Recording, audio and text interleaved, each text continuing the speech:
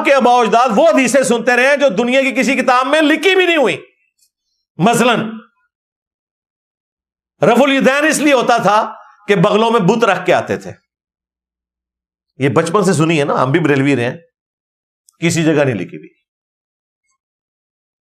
और ये तो हमने आगे बताया कि अल्लाह के बंदो ये तो झूठ बोल रहे हैं, ये रवायत कहीं मौजूद ही नहीं है। और इससे बड़ी बात, खुद इनकी नमाज कादियानियों वाली है।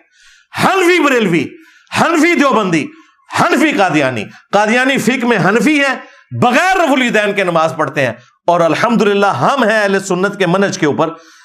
हमारे वो बाबे जिन्होंने रसूलुल्लाह के साथ वफादारी की, तुम्हारे बाबों की तरह गद्दारी नहीं की, इमाम बुखारी और इमाम मुस्लिम, उन्होंने जो नमाज का तरीका लिखा है रफुल यदैन के साथ रुकू में जाते वक्त और रुकू से उठते वक्त हाथों को उठाना, हम उस तरीके पर नमाज पढ़ते हैं।